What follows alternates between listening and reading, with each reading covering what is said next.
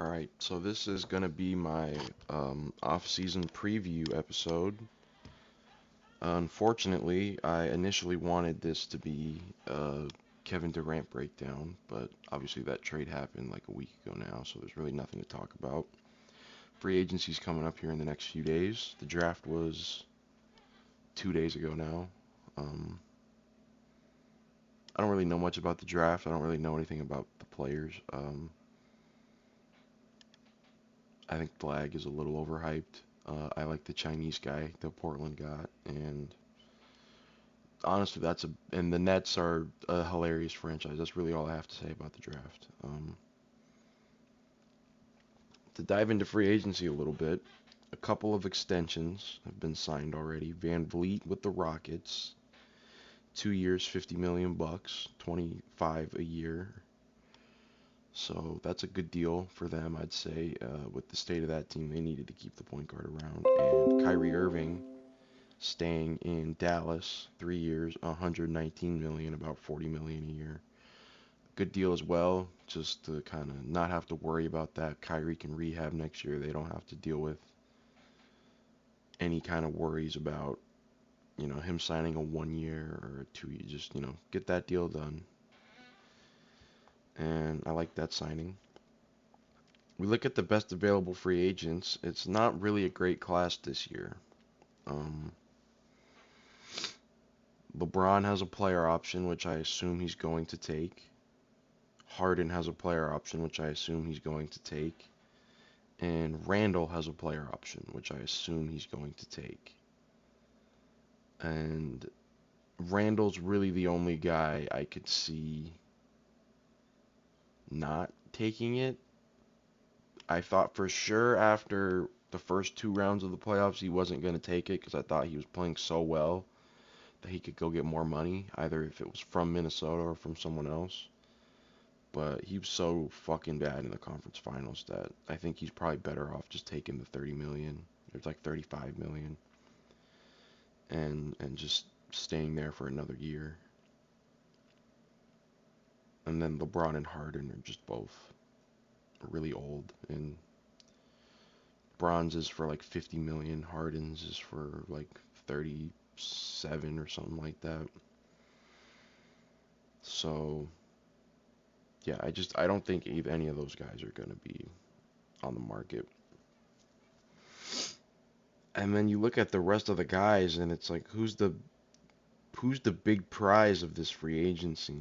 And it might legitimately be Miles Turner from Indiana. That might legitimately be the best player on the market this year. It's not a great class. Nas Reed has a player option. It could be him.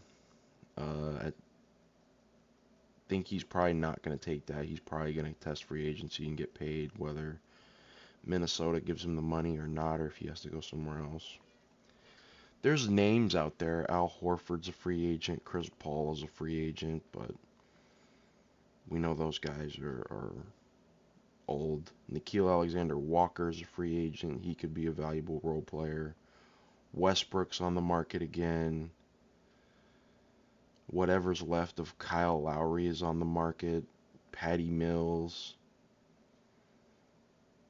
Eh, there's not a lot to work with. Jay Crowder is still out there. Gary Trent Jr. is out there.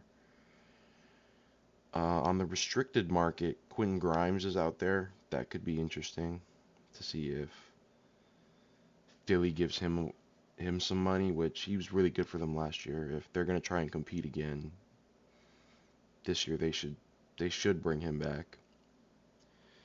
The big restricted free agent this year is I think actually has a chance to hit the market. Josh Giddey's a restricted free agent this year, but I don't think he's gonna.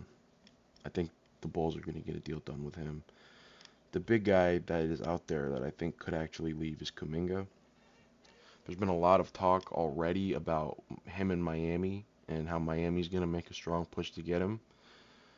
which is really weird to me because they just traded Jimmy Butler to Golden State. Are you telling me that Golden State really was gonna not do the Jimmy Butler trade if Kuminga was in it? Could they really not get Kuminga in that deal? Was was that really a deal breaker? Because we saw the way Golden State used Kuminga the rest of the year. They clearly didn't give a fuck about him. They didn't give a fuck about his minutes. He did not play at all really in the playoffs. So I just think that's interesting. If Miami clearly wants the guy, could they really not have gotten him in that trade? Apparently the answer is no, they couldn't. My boy Trey Mann's a restricted free agent in Charlotte. Cam Thomas is restricted. And then, I mean, Jay Will has a club option in OKC. Tony Bradley for the Pacers has a club option. There's Alex Len is on this page. Ben Simmons is on this page of the top free agents. Markelle Fultz. Markelle Fultz is still a restricted free agent somehow. That doesn't make any sense. He's in year 8. He's 27 years old. Maybe this, maybe Spot Track's just wrong because that doesn't make any sense. Kevin Knox is, I mean, this is just, it's not a good class. It's not a deep class. It's not, there's no stars. It's not very deep. The top guys are Brooke Lopez and Clint Capella. Brogdon's good. Bruce Brown Jr. is good. Tim Hardaway Jr. D'Angelo Russell's a free agent. Finney Smith has a player option. Bobby Portis has a player option. Dennis Schroeder's a free agent. Larry Nance Jr. is a free agent. Mo Wagner's got a team option. There's not a lot of guys out there that are going to be able to make huge impacts on contenders. And the team we all know needs a center desperately is the Lakers. And having Turner, Lopez, Clint Capella,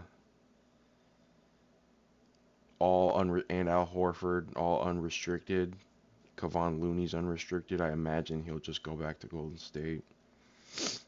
I don't see there being a ton of room for improvement in free agency this year for teams. I think this is going to be a year of the biggest impact coming via trades. Today, actually, Austin Reeves declined an offer. The Lakers offered him 4 years, $89 million, I think, for an extension. He's a free agent next year. He declined that deal. He's going to get into free agency, and he's going to get a lot of money. He's going to get upwards of 150, maybe even more. If he just has a season like he did last year, he's going to get upwards of 150. If he gets even better again, he's probably going to get close to 180, maybe even 200 from a team that's desperate enough. So maybe the Lakers move him to get their center. Naz Reid isn't. The Minnesota guys are very interesting because they have Naz Reid, Nickeil Alexander-Walker, and Randall. I don't see how they keep them all. I guess I can see how they could keep them all for the next year if Randall just bites into the player option and then they get deals done with Reed and Alexander Walker and they just run the team back next year. But then after that, they're going to run into problems if they want to bring back Randall. They're going to have to move somebody. And they need a point guard. And I love Mike Conley, and I think Mike Conley he's been a great player for his career. He's one of those guys that lives in he's the most underrated player in the NBA conversation. I mean, he had been that for 7 years. At this point, though, he's like old as dirt. He's not as effective. He's nowhere near the defender that he was in his prime. He's just not. I don't think he can be your only point guard. I think he can be your backup point guard. I don't think he can be your only point guard on the roster, and that's what he is for the Wolves right now. So the Wolves have, and they drafted two centers in the draft. They drafted a French center and like an Australian center in the second round, and so they need a point guard. And again, this free agency class, I mean, we're looking at point guards: Schroeder, D'Lo, Brogdon, but Brogdon's going to be too expensive. D'Lo probably still going to be too expensive. Chris Paul maybe, but then he's kind of old too. And then it's like Vasilije Micic, Thunder legend Vasilije Micic. Um, Davion Mitchell is a restricted free agent. And then you're down into Corey Joseph, Kyle Lowry, Spencer Dinwiddie, and Russell Westbrook, like veteran minimum range. Patty Mills, Dante Exum, DeLon Wright campaign. Tyus Jones is a guy that people always talk about how good Tyus Jones is, and I used to think I mean, the last time I thought Tyus Jones was good, he was on like Memphis, and that would have been probably like 3 or 4 years ago. He didn't do anything with Phoenix. I don't, I don't think you can count on Tyus Jones to be a, a difference maker anymore. Um, Yet every year it seems like a team signs Tyus Jones and they're like, oh, it's Tyus. We got Tyus Jones. He's gonna be our guy, and he never has been. Monte Morris is out there in free agency too. I mean, this free agent, I'm looking at Damian Lee, Trendon Watford. I mean, I'm looking at a lot of these names. I forgot these guys were in the NBA. Talon Horton Tucker. Ty Jerome is an interesting player. He's going to get money from somebody, and it's probably not going to be Cleveland. He could make a difference somewhere. Yabusele from Philly, he had a good year last year. He's unrestricted. Um, there's not a ton of talent in this class. There's not a ton of difference makers. I've said that I think 3 times now. So um, the Minnesota guys and what they can do, they have the biggest swing potential, I think, in free agency because they've been in the conference finals the last 2 years. And granted, they got beat relatively decisively in both series, but still getting that close and still having Ant so young, they can really make a difference. But this should be the off season that they can really make a leap, but they're in such a problem spot cap wise. And I know there's a lot of Minnesota fans that are probably still like, fuck, I wish we had Cat. I wish we had Cat. But you really don't, because Cat's contract is so awful. It's such a bad contract. He's going to be making like $60 million in the last year of that deal in like 2028. And Cat's a good player. Cat's an all-NBA player. You can't win a title if Cat's taking up $60 million of your cap. He's not that good. 60, that's like Ant should be taking up 60 million in your cap, not Towns or, a LeBron or a Luka or a SGA. SGA is going to be making like 70 million when he gets his big deal. Tatum's making like 66 in that range. Like those guys should be making that much money, not Karl Towns. And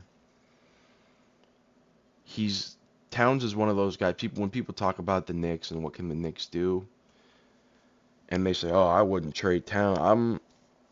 That contract is so terrifying in this second apron era, the hard cap era.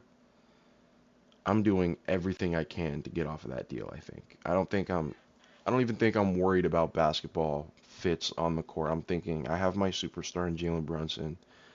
I've got role players around him with Bridges and OG and Mitchell Robinson, and whoever the fuck else they have on that team, and I'm just getting Towns out of here. We can't maneuver with that contract. And that kind of leads me into a team that I want to talk about a lot, which is Philly. I want to talk about Philly, and I want to talk about Joel Embiid, because I am at a point with Joel Embiid where if I'm Daryl Morey and I'm Philadelphia, I don't care what it takes. I want out. I want nothing to do with Joel Embiid. I want out of the Embiid business as soon as I possibly can be. I don't want to waste another second of the Joel Embiid contract, with the injuries, the antics. I want nothing to do with it. People were talking about, could they pair the third pick with Paul George just to get off Paul George's contract. I'd have paired the third pick with Embiid to get off of the Embiid contract.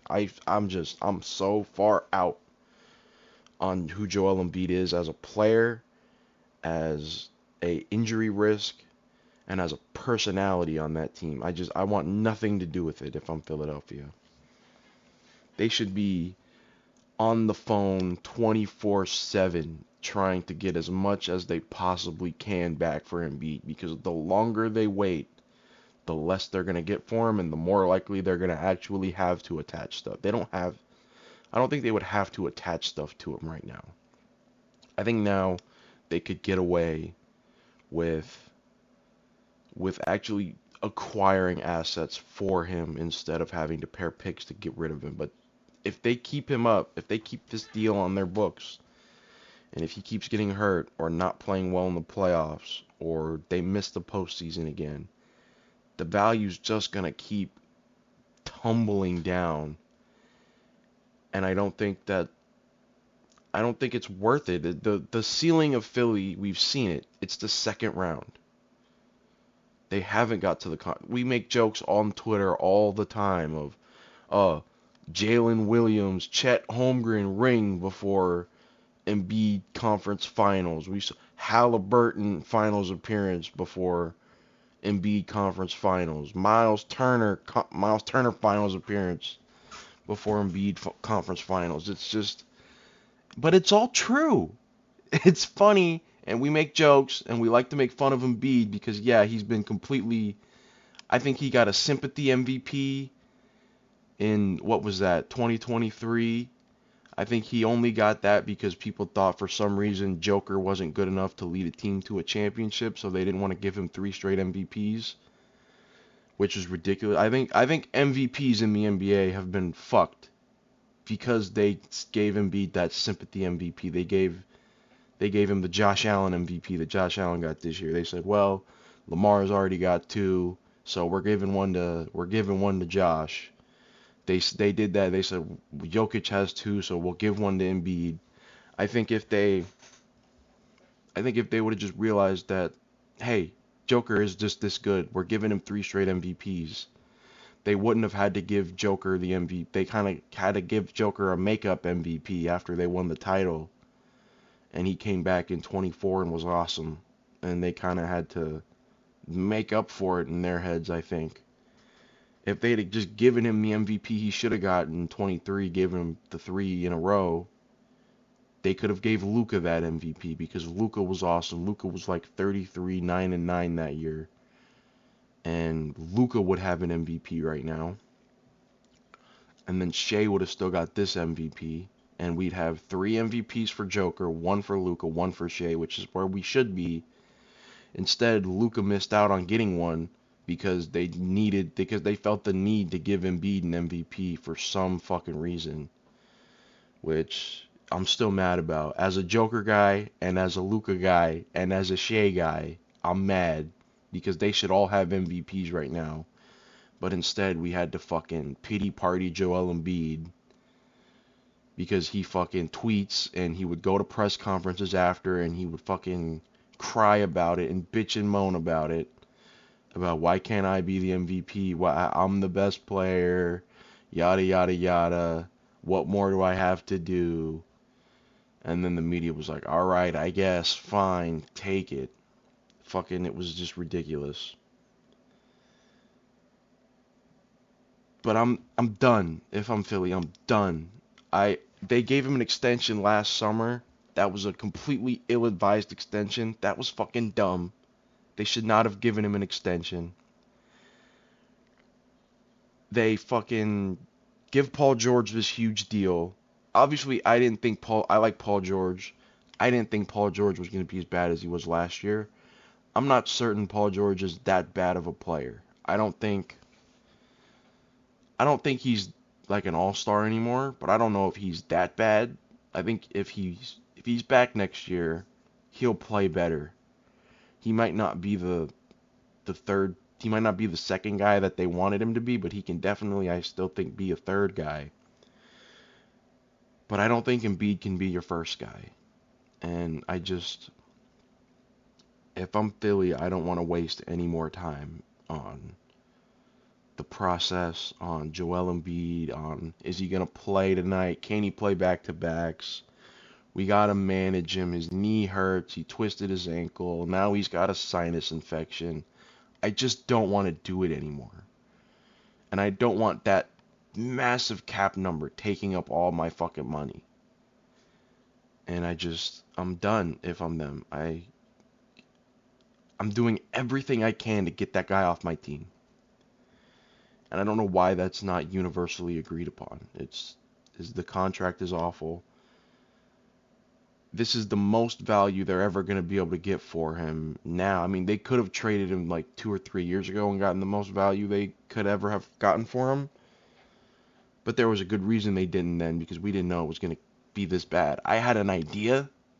I never thought Embiid was that good. I never thought he was better than Jokic. I never thought he could really, truly lead a team just personality-wise. But I didn't think it was going to be... I mean, injuries, obviously, we knew that was always a problem.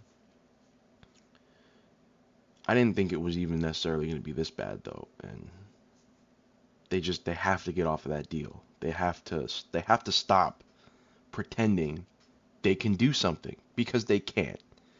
Even in this is the weakest of...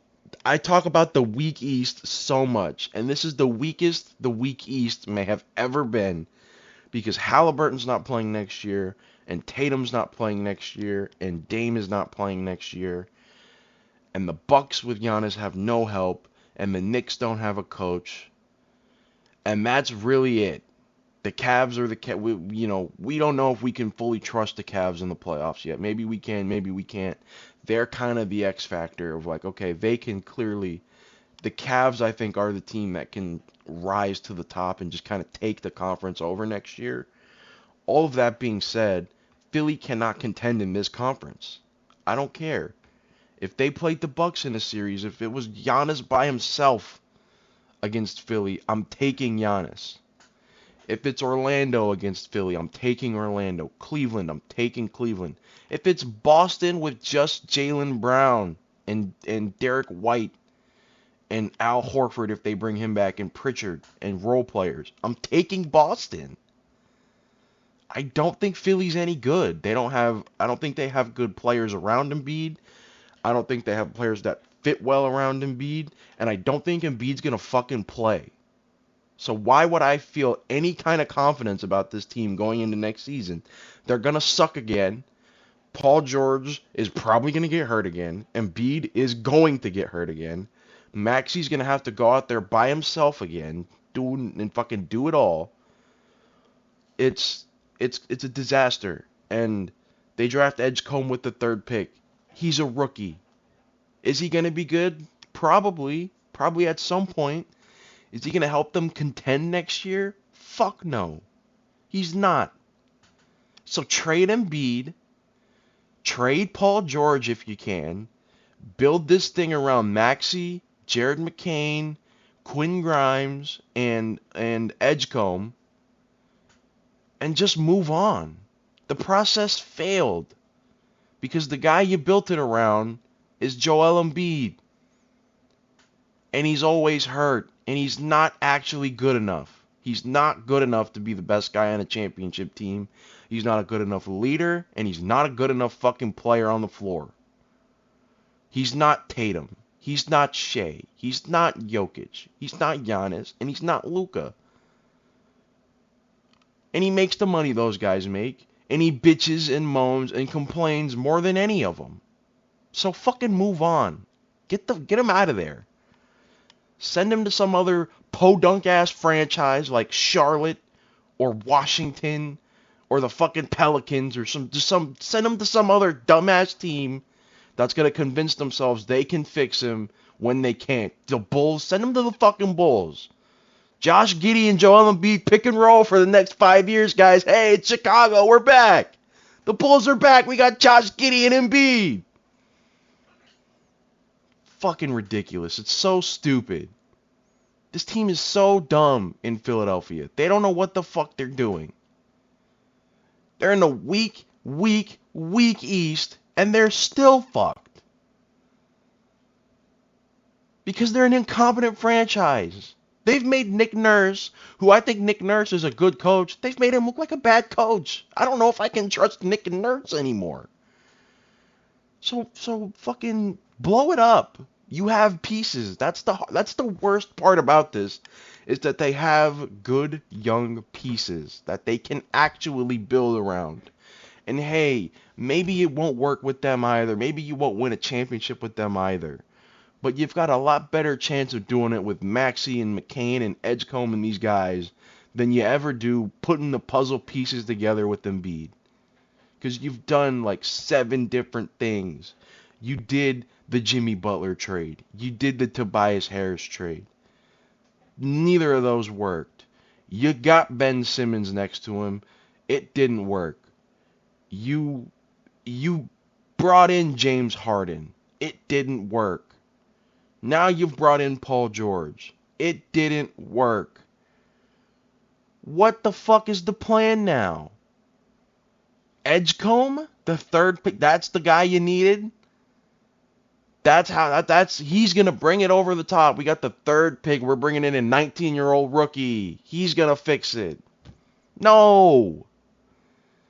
Guys, we know it's 2026 now, or 2025, 2026. We know Embiid's never had a fully healthy season in his whole career.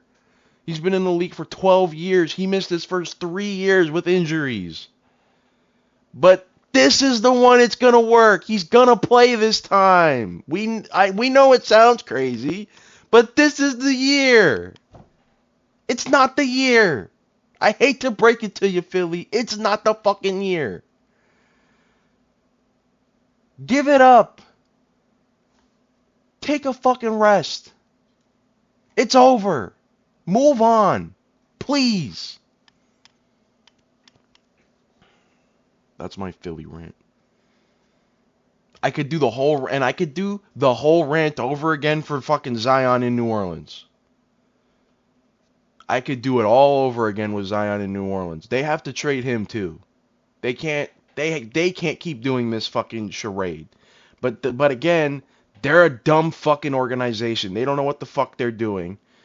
Joe Dumars. Joe Dumars. I'm sure you guys know Joe Dumars. You know the name Joe Dumars. Joe Dumars, he was a member of the Bad Boy Pistons. He was Isaiah Thomas' running mate. Great player, Hall of Fame player. Legend. Absolute dog. What you might not know is the story of post-playing career Joe Dumars, which is fascinating. Joe Dumars was the GM in Detroit for like a decade. From like the mid-2000s to mid-2010s. And what you might be thinking is, the mid-2010s Pistons. I remember those teams. Reggie Jackson and Andre Drummond, right? Yeah, of course. Ish Smith. They drafted Stanley Johnson. They blew up the team that won the title in 2004. After 2007, they lost.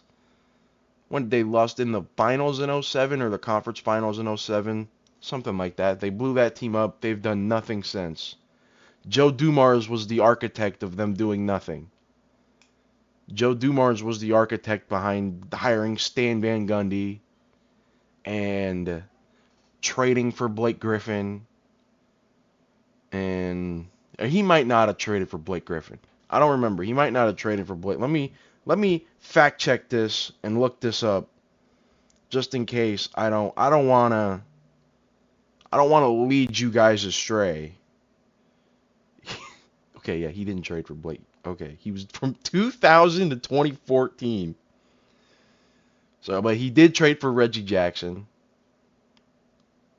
and he did lead in Troy Weaver, or no, former.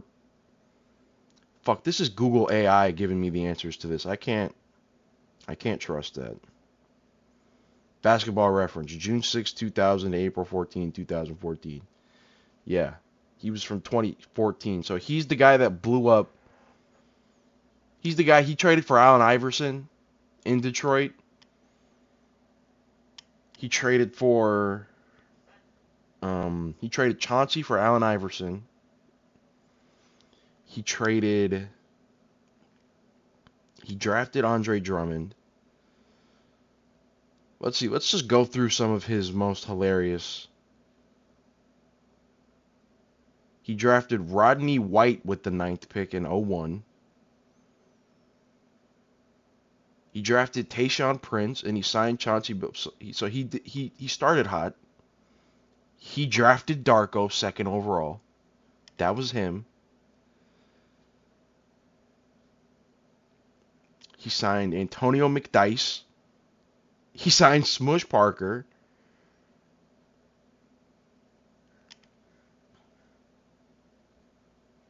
He traded Carlos Arroyo and Darko Milicic for a draft pick that became Rodney Stuckey and Kelvin Cato. Signed Naz Muhammad and Ronald Murray in 06. Sonics legend Ronald Murray. Let's see, when does it get fun here? He signed Kwame Brown and Will Bynum in 2008. He traded Chauncey Billups, Antonio McDyess, and Czech Sam for Allen Iverson. He selected Austin Day with the 15th pick in 09. And then traded Chase Budinger to Houston for a 2nd-round pick in cash. Signed Ben Gordon and Charlie Villanueva in 2009. He traded Aaron Aflalo, Walter Sharp, and Cash to Denver for a 2nd-round pick in 09. He picked Greg Monroe 7th, signed Tracy McGrady in 2010, drafted Brandon Knight, drafted Andre Drummond and Chris Middleton in the 2nd round, and then let Chris Middleton go.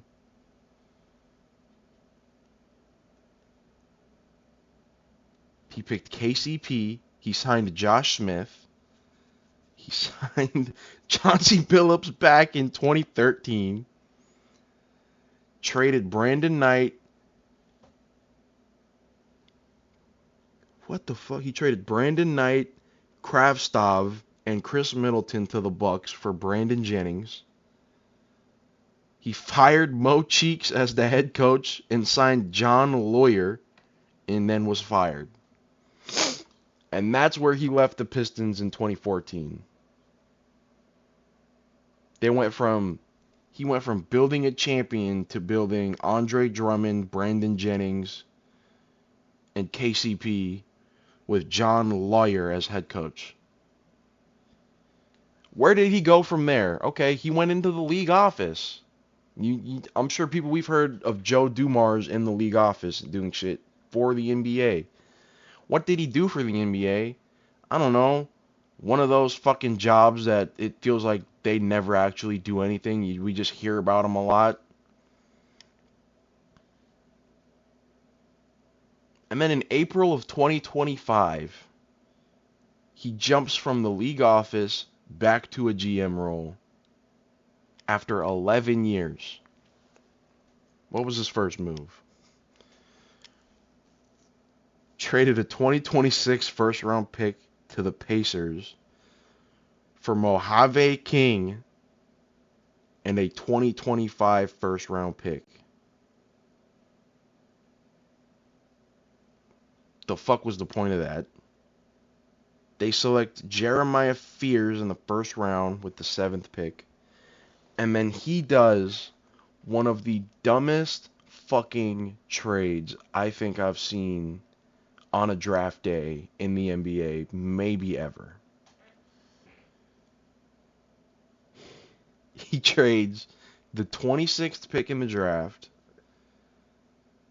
and a 2026 first round pick, unprotected, the most favorable of the New Orleans pick and the Milwaukee pick, to come up to 13 to get Derek Queen. Atlanta must have just been doing jumping jacks when they got that call. This is a piece from the Drew Holiday trade way back when New Orleans sent Drew Holiday to Milwaukee. 2026, the most favorable of the New Orleans pick or the Milwaukee pick next year. New Orleans is not going to be good. That roster sucks. Zion's not going to play. DeJounte Murray's coming off of an Achilles. They're going to be bad. They're going to be in the lottery. They are in the West. The West that is somehow still continuing to get better. They didn't sniff the playoffs last year. What the fuck makes Joe Dumars think they're going to sniff it this year? And then if by some ungodly reason they do, what happens if Milwaukee trades Giannis? I don't think they're going to trade him this summer. I think there's a reality where they trade him in like December, January, where they go into the season and say, fuck it, we're going to try, we're going to see if we can make this work, and it just doesn't. And both of the sides decide, let's just do it now. Fuck it. And then the Milwaukee pick is in the lottery because they don't have Giannis anymore. That's one of the dumbest fucking trades I've seen. If Luka didn't get traded 4 months ago, that would be one of the dumbest fucking trades I've ever seen. But because we live in a post-Luka trade era now, like, the bar for a dumb trade has just jumped so high, it's hard for me to say it's one of the dumbest trades I've seen, but it's one of the dumbest trades I've seen. That's so fucking stupid. Unprotected? They couldn't have put top 1 protected. They couldn't have put top 5 protected, top 10 protected. And if they would have said Atlanta, top 10 protected next year, if it doesn't convey top 5 protected in 27, and they could have done that whole rigmarole that these teams do all the fucking time, and Atlanta would have been like, fuck it, we'll do it. I guarantee you Atlanta would have been like, we'll do it. But no, Atlanta strong-armed them. Atlanta's one of the dumb teams too. I mean, they got a new regime now in there, I guess. They're making moves. They got Porzingis now. You know, Trae Young's going to be back. They're trying to build something. They're trying to not be one of the dumb teams anymore. But what the fuck, man? Unprotected? If New Orleans would have said lottery protected, Atlanta would have been like, nah, we're good. You motherfuckers aren't going to make the playoffs. We're not getting that pick. Top 5 protected? I bet you Atlanta would have done top 5 protected. And I guarantee you they would have done top 1 protected. Unprotected is ridiculous. There's no reason they had to do unprotected.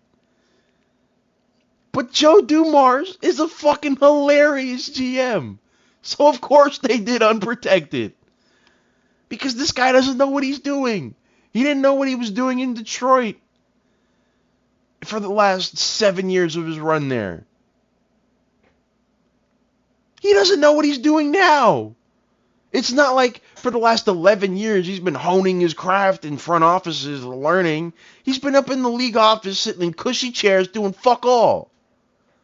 And so you think as New Orleans, it's a great idea to bring him in and let him fuck your team around too?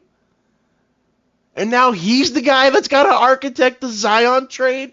This is fucking hilarious. The dumb teams are here.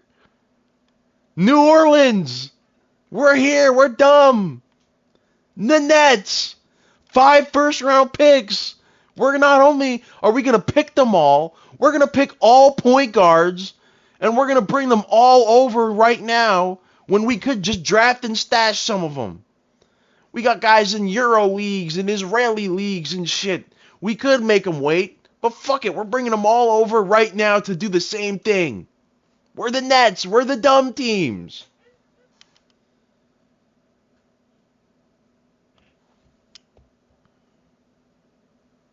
It's baffling to me. Charlotte's one of the dumb teams too. They didn't do anything dumb yet, but it's Charlotte. They're going to. They should. That's another guy that needs to be traded is LaMelo. They got to get out of the LaMelo business. There's like 5 guys in the NBA right now that I look at, and I look at the teams they're on, and I look at them as players, and I think I want nothing to do with that. I want nothing to do with Embiid. I want nothing to do with Zion. I want nothing to do with LaMelo.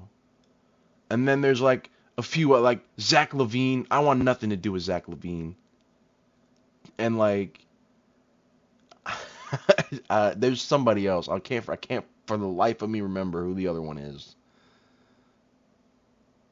Trey was that, but I honestly kind of like what Atlanta has done this offseason.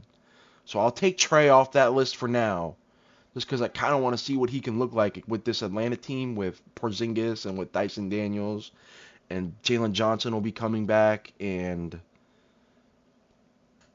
see what they got out of, who did they draft? Asa Newell, see what he can become. They got somebody else too, didn't they?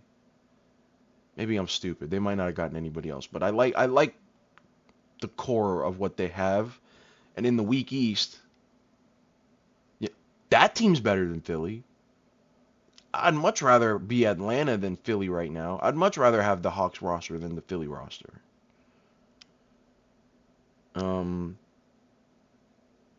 There's this kind of weird thing with Quinn Snyder. Everybody just like brings up how great Quinn Snyder is. He's the guy that was the coach in Utah for the Mitchell Gobert teams. And I like him. I think he's good. I don't think there's some guys that just like will swear by him that he's just awesome. And I'm like, maybe. I haven't seen it yet. I haven't seen enough. I think he's good. He's better than who they have before. Nate McMillan for the second time, I think. Didn't they like have Nate McMillan, fire him, bring somebody else in, fire that guy, bring Nate McMillan back, and then fire him again? They did something dumb. They did that. You see, that's an example of the Hawks being one of the dumb teams. They're in a new era now, though. They're trying to not be one of the dumb teams. They did some dumb shit like that. They're trying to not be one of the dumb teams anymore. But I love having dumb teams. It's so fun. It's so fun when a dumb team like New Orleans or Brooklyn can just do some dumb shit. I love it. What the fuck is Sean Marks doing? Phoenix. They're one of the dumb teams too. The dumb teams, we love the dumb teams here. Here in this household. We love the dumb teams. They just bring us so much energy. They're so fun. And then it's fun too when one of the dumb teams does something smart, like Atlanta's been doing. It's like, oh, is that maybe Atlanta and with their new guys, maybe they're not one of the dumb teams anymore. Maybe they're smart now. And then you've got the smart teams like OKC and San Antonio and these just historically like smart organization, Golden State, Boston, wherever Danny Ainge is at. He's in Utah right now. They and they just fucking dominate these dumb teams. They just fucking toss them around and they just bend them over and fuck them just like over and over and over again, and it's so fun. And speaking of GMs, big news today. Masai Ujiri, the longtime Raptor general manager, who has built that franchise up from laughingstock to respected organization. He built the team that won the title in 2019. He built the team up from, you know, Vince Carter wanted to leave and then he left, and then Bosch left and he came in, and then he had to deal with the Bargnani stuff and Rudy Gay, and gets DeRozan and brings in Lowry and Valanciunas, and they build those mid 2010s teams with those guys. And like, oh, what was that fucking guy's name? Who'd they have? Oh, fuck. I don't remember. It was...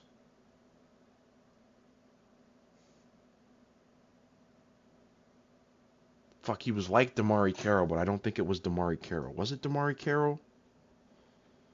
Might have been Damari Carroll. He was, you know... They built good teams. They weren't that good, though. They weren't good enough to win a title. It was just Damari Carroll. Fuck. Built those teams to be playoff teams year in and year out, and contended in the East in an era where LeBron was just dominating. And then Masai makes the big swing, says, we're getting Kawhi. We know he's going to leave in a year, but fuck it. We're doing it anyways because we have to move off of this DeRozan-Lowry pairing somehow. It's not going to work. And fuck it. We're just going to do it. And we'll figure out the rest later. And they win the championship. And then he leaves anyways. But it didn't matter. They won the championship. He finds Siakam. He finds Van Vliet. He brings in Marc Gasol. And then that team was still good for like 2 years after Kawhi left. They were the 2 seed the next year in the East. I think they lost to Boston in round 2 in the bubble. And then I think they made the playoffs 2 or 3 more years even after that. Because the last time they made the playoffs, they still had Siakam and they had Scotty Barnes. Was I think a rookie? It was one of the years Doc was in Philly, because I remember Philly took a 3-0 lead on them in the first round, and then Doc did a press conference where he was talking about how everybody always brings up his blown 3-1 leads. And I was like, oh, they're going to blow the 3-0 lead, aren't they? They're definitely going to blow the 3. And then Toronto won the next 2 games, and I was like, oh, it's over for Doc. Doc is done. There's no way he's coming back from this. And then, unfortunately, Philly won. And I think that was the year they went and played Miami in round 2. And then Harden had the 45-point game in game 1 because Embiid was fucking hurt again. That was another Embiid year that he was hurt.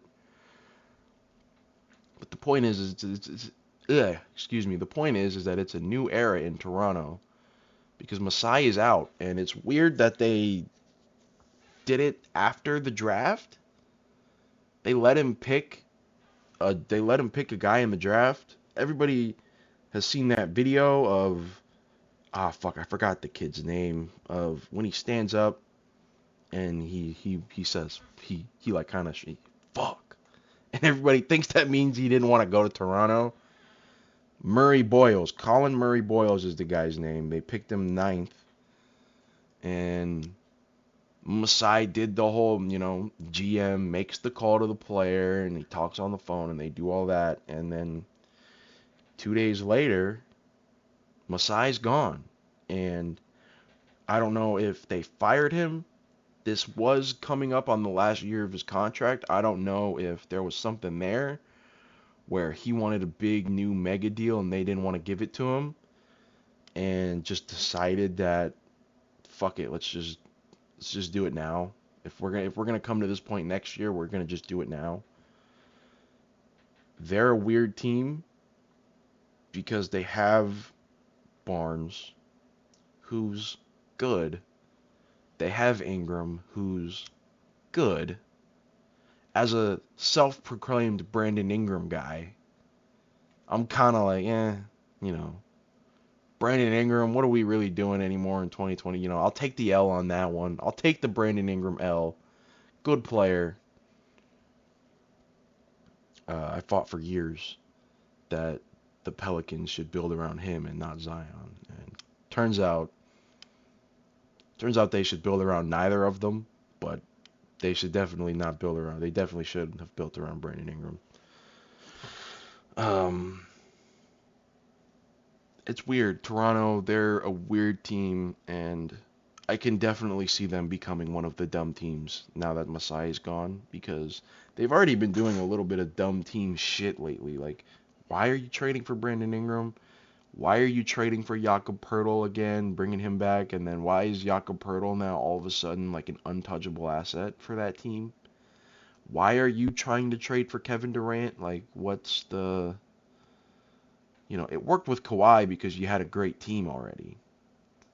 It's not going to work with Kevin Durant because you have Scotty Barnes and Brandon Ingram. That's not going to be good. Same thing with Giannis. They were in on the Giannis stuff before that kind of fizzled out. And I don't get it. I don't know what they're doing. Clearly ownership doesn't know. They didn't like the direction things were going either. And so Masai is out in Toronto after, how long was he there? It was a long fucking time. It was from 2013 was when he got there. 2013, 2014 to 2024, 25. 12 years. And oh my God. He made the Carmelo trade in Denver? Oh shit, I didn't realize that. He was the Denver GM when they traded Carmelo. No wonder he got a fucking cush gig in Toronto, because that was a great trade for the Nuggets. Anyways, so that's kind of where we sit right now. It's gonna be an interesting off season. I don't know. I think it's going to be hard for teams to get better in this off season, and so I think the teams that do get better, are going to have major advantages going into next year, because it is going to be hard to really improve rosters with the lack of free agent class, and with the trade restrictions now with these aprons, these tax aprons. Maybe I'll do an episode where I dive into those and kind of help explain those a little, because I don't fully get them either, so it can give me a chance to learn more about it. But these aprons, the second apron, it vastly limits teams' abilities to make trades and to bring players back. And it's going to be interesting to see if teams can learn to navigate it over the next few years. So we'll see how it goes. And it's going to be interesting to see where, like, the Miles Turners, the Naz Reids, the prizes of this free agency, which aren't, there's no stars, but there's valuable players out there. But there's not a lot of them. And I just hope, from a fan's sake, that OKC brings in one of Russell Westbrook or Chris Paul. I want to see one of those guys back.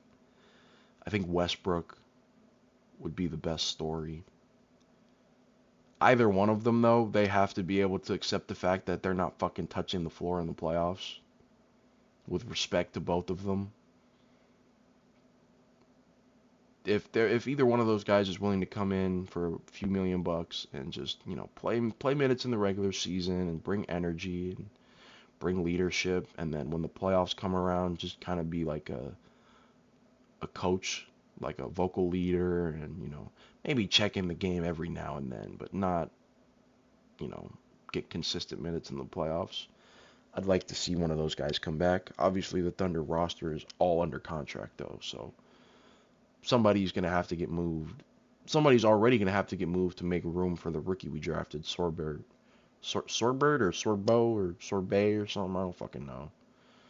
The kid that wore 35 at college, and now all these Thunder fans are on Twitter saying OKC should give him 35. Fuck Kevin Durant. Don't be pussies. Give him 35. Shut the fuck up. I fucking hate those people. They're so fucking stupid. Kevin Durant Kevin Durant is one of the Thunder guys. He's a fucking legend. I love KD now. I put this on my Snapchat the other day. I've done a full circle turn on Durant. I'm back to loving him. He's back to being one of my guys. I hated him for so long. I hated him for almost 10 years. It's dumb. I'm over it now. We just won the championship.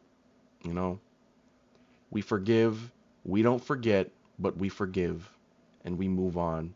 And one day 35 is going to be up in the rafters in OKC. And the day that happens, and the day Durant is on the floor and he's watching the jersey go up, all those same people that are fucking, oh, give him 35, give the rookie 35, give it to him. Those people are all going to be fucking tears down their eyes. They're going to be watching Durant. They're going to be so happy. It's fucking ridiculous. You guys are stupid. Quit acting like fucking idiots. Durant's our guy. Fucking get over it. All right? It was 10 years ago. Move on. It's over. Yeah, it sucked. We just won a title though because of it. So, I don't give a fuck.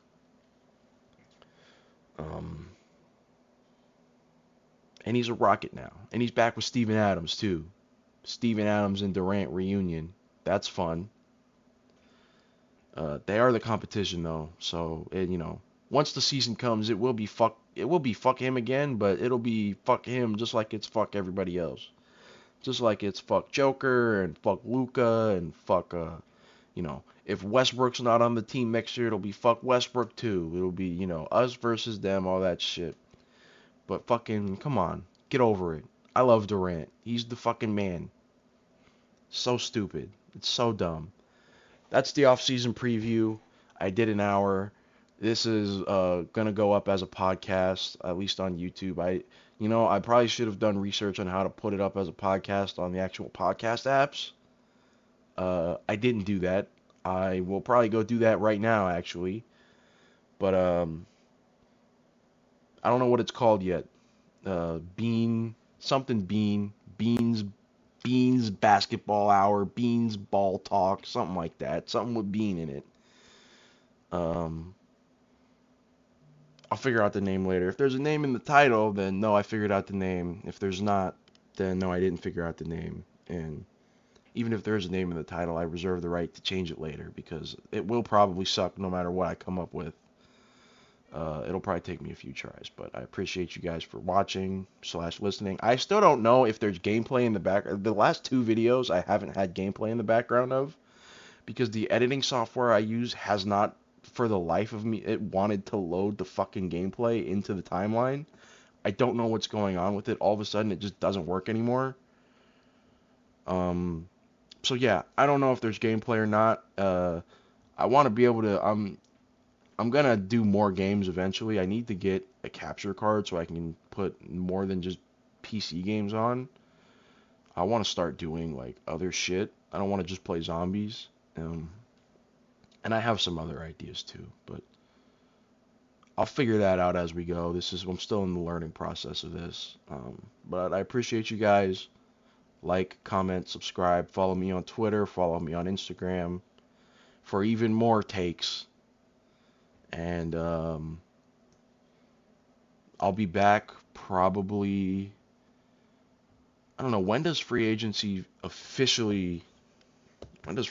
start? When can players sign? I'm Googling it right now, by the way. Free agency, it starts June 30th at 6 p.m. Eastern. So that's June 30th. That's Monday. So yeah, I'll be back Monday or Tuesday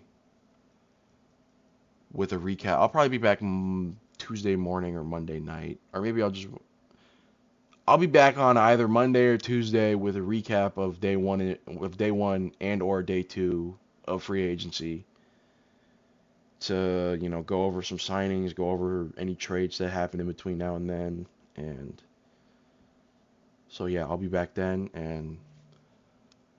and yeah, that's it.